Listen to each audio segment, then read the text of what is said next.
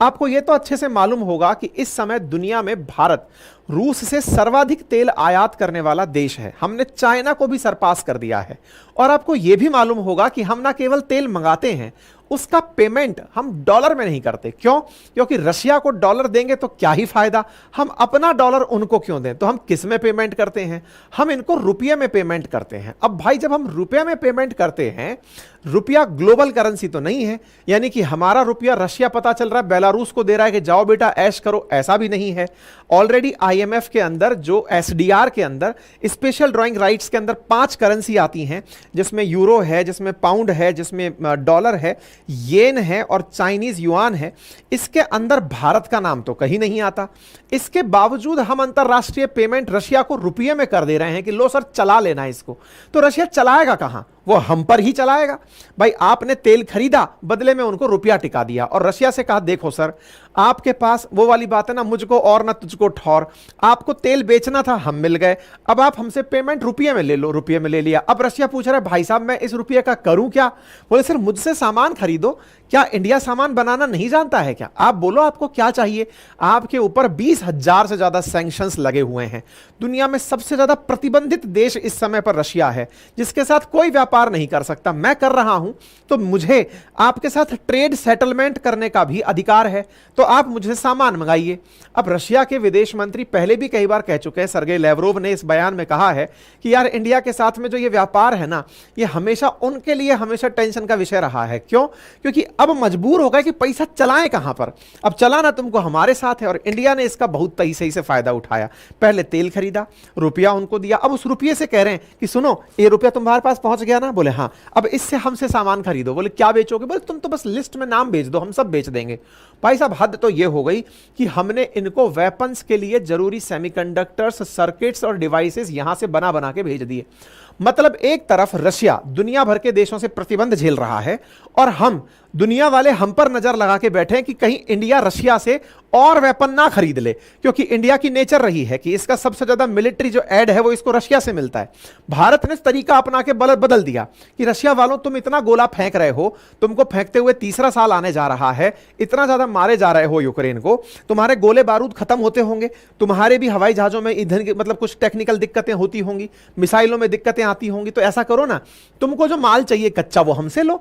तो भाई इंडिया जो है वो इनको कच्चा माल दे रहा है। आपको जानकर आश्चर्य होगा, जो रिपोर्ट मैं आपको शेयर करूंगा, आज रशिया को जो अपनी मिलिट्री डिवाइसेस बनाने के लिए आइटम्स की जरूरत है, उसमें से 1/5 हिस्सा यानी कि 20% हिस्सा वो भारत से ले रहा है कि भाई हमें इनके लिए चीजों की जरूरत है, कृपया करके हमें सामान भेजो, और भारत उन्हें भेजे जा रहा है। यह हेडलाइन आई है ब्लूमबर्ग के अंदर कि India is now Russia's second supplier of restricted technology after China. Number 1 पर चाइना इनको एक्सपोर्ट किया जा रहा है, वो तो ऑलरेडी दुनिया का मैन्युफैक्चरिंग हब है। नंबर 2 पर हम आ गए हैं और यह खबर सब जगह छप चुकी है कि रेस्ट्रिक्टेड आइटम्स, प्रतिबंधित आइटम। अब आप यह समझोगे यार हमने यह खेला खेल कैसे दिया, रूस की मदद भारत ने कर कैसे दी, इसमें स्मार्टनेस क्या थी? तो देखो इसमें बड़ा गजब स्मार्टनेस रखी भारत ने। पहला स्मार्टनेस तो क्या दिखाई कि भाई उनको अमेरिका वालों को भी बता के रखा, सर तेल लेने की आजादी है। अमेरिका ने कहा हाँ हाँ, अगर $60 प्रति बैरल से कम में अगर कोई तेल बेच रहा है तो हम नहीं रोकेंगे। हमने इनसे ये डील ले ली कि सर 60 बैरल से ऊपर नहीं पे कर पाएंगे।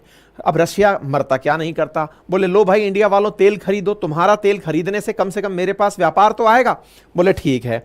अब उन तक रुपया पहुंच गया, रुपया पहुंच गया। सर अब बताओ क्या करें सर? अब अमेरिका भी सोच रहा है हाँ यार ये बात तो सही है, ऐसे तो इंडिया कंगाल हो जाएगा, अपना रुपया उनको देता रहेगा, एक दिन तो ऐसे में एक्सपोर्ट वही इंडिया अमेरिका के पास जाके क्या कहता होगा कि सर आप बताइए मैं केवल खरीदता ही रहूंगा क्या है? ऐसे तो मेरे खजाने खाली हो जाएंगे, मुझे भी तो किसी के साथ दो तरफा व्यापार करने दो। अगर मैं किसी से तेल खरीदता हूं तो सब्जी सामान जो हमारे यहां इलेक्ट्रॉनिक गुड्स बनते हैं वो तो बेचने दो। अमेरिका ने हाँ हाँ बिल्कुल जेन्युइन बात है, बिल्कुल बेचना चाहिए, क्योंकि रिश्ता एक तरफ से थोड़ी चलेगा, आप भी अपना सामान बेचिए। तो हमने रशिया को इस चीज के लिए मनाया कि देखो तुमको जो सामान की जरूरत है हमसे ले लेना, हम तुम्हें सामान देंगे। रशिया भी तैयार हो गया, बोले हाँ सर भेज देना, सामान भेज देना। अब मुसीबत यह थी कि हम वेपन भेजें तो हम हमारे ऊपर नजर आ जाए कि यार ये तो वेपन भेज रहे हैं, हम कुछ भी भेजें तो हम नजर में आ जाएं। अब स्मार्ट तरीका अपनाना था, और स्मार्ट तरीका क्या था? हमने डुअल यूज चीजें अपनाई। डुअल यूज का मतलब समझते हैं पहले आसान भाषा में। जैसे आप में से अधिकांश लोग अल्कोहल को जानते हैं। अल्कोहल जैसे ही मैं बोलता हूं आपके दिमाग में आएगा कि शराब पीने की बात हो रही है। अल्कोहल अगर जा रहा है, अरे शराब में यूज करते होंगे, लेकिन क्या केवल शराब में ही अल्कोहल का यूज होता है? नहीं, ये डुअल यूज चीज है। डुअल यूज कैसे है? आजकल तेल के अंदर भी अल्कोहल की ब्लेंडिंग हो रही है। जो आजकल बायो इथेनॉल की बात चल रही है वो अल्कोहल ही तो है, और उस एथेनॉल को तेल में ब्लेंड करके देश बेच रहा है। हमारा देश तेल के अंदर एथेनॉल मिला रहा है। दूसरा नंबर पार्ट समझिए, क्या अल्कोहल का केवल दारू पीने में उपयोग होता है? नहीं, तो फिर दवाओं में भी उपयोग होता है। जो भी आपकी खांसी की दवाइयां होती हैं, सिरप होते हैं, उसमें प्रयास किया जाता है कि एथेनॉल कंटेंट हो या फिर अल्कोहल कंटेंट हो। बहुत सी सिरप में वो डल रहा है। और कहां यूज हो रहा है भाई? पेंट में उसका यूज हो रहा है। और कहां यूज हो रहा है? मतलब स्प्रिट में उसका यूज हो रहा है। आपने हाथ सैनिटाइज किए थे तब अल्कोहल का यूज किया था। इसका मतलब केवल शराब में यूज नहीं होता। अब आप क्या दिखा करके माल बेच रहे हैं कि सर मैं तो उदाहरण दे रहा हूं, मैं ये नहीं कह रहा कि अल्कोहल बेच रहे हैं हम लोग। हम उदाहरण दे रहे हैं कि हमने अल्कोहल की तरह कोई सामान बेचा। अमेरिका पूछ रहा है कि तुम अल्कोहल क्यों बेच रहे हो? सर उनको दवाई के लिए चाहिए था, सर उनको सैनिटाइजर के लिए चाहिए था। बोले तुम्हारा सैनिटाइजर नहीं बनाया उन्होंने, वो घोल के पी गए उसको। सर मैं क्या कर सकता हूं, उनकी जरूरत थी, मैंने सामान भेज दिया। मैं तो प्रतिबंधित सामान भेज रहा हूं, लेकिन ये भी तो दवाओं में उपयोग में आता है। वही वाली बात है कि हम हेरोइन का, अफीम का व्यापार करें। बोले सर ये पेन किलर में यूज आती है, पता चल रहा है कोई पी के पड़ गया है। इसका मतलब क्या है? हम ऐसे सामान भेज रहे हैं जिनको आप डुअल कैटेगरी में रख सकते हो। उसका सकारात्मक यूज भी और नकारात्मक भी यूज है।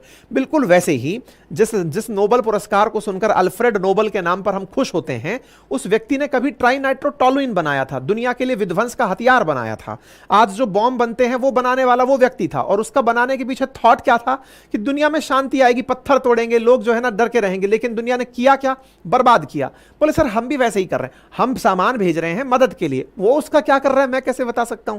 बोले वाह गजब खेल गए, गजब खेल गए। ये इनके चेहरे पर भाव भी आ गए कि यार तुम तो गजब खेल गए। सुर्खी बनती है कि इंडिया तो अब रेस्ट्रिक्टेड आइटम बेचने में नंबर 2 पर आ गया है। मतलब यूएस और यूरोप के जितने भी बड़े ऑफिशियल्स हैं वो हमसे पूछ रहे हैं कि भाई तुम ये जो कर रहे हो, भेज क्या क्या रहे हो? तो भाई साहब हम भेज रहे हैं माइक्रोचिप्स, सर्किट्स, मशीन टूल्स, ये सब हम सामान भेज रहे हैं। और न्यूज निकल कर आती है कि 20% of sensitive technology entering Russia's military industrial complex now originated from India. India से बनकर जा रहा है। 960 दिन रशिया यूक्रेन वॉर के हो चुके हैं, न जाने कितने बम गोले चलाए जा चुके हैं रशिया पर। इस दौरान बहुत सारे सैंक्शंस लग गए हैं।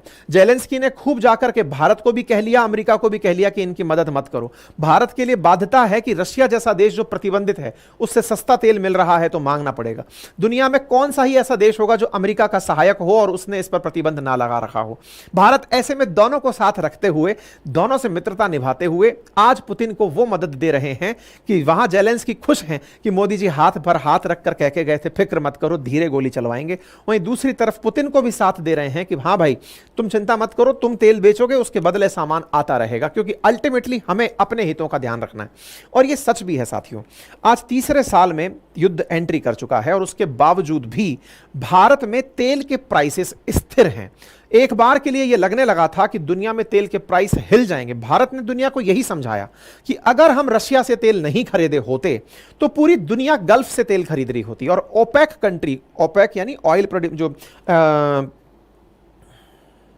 ऑयल के लिए जो एक्सपोर्टिंग कंट्रीज हैं, ये जो ओपेक कंट्री है ना, ये हाँ ऑयल प्रोडक्शन करने वाली जो कंट्रीज हैं, बोले ये सारी कंट्रीज जो मिलकर के तेल पर मोनोपोली ले आएंगी, बिल्कुल गल्फ वॉर की तरह से।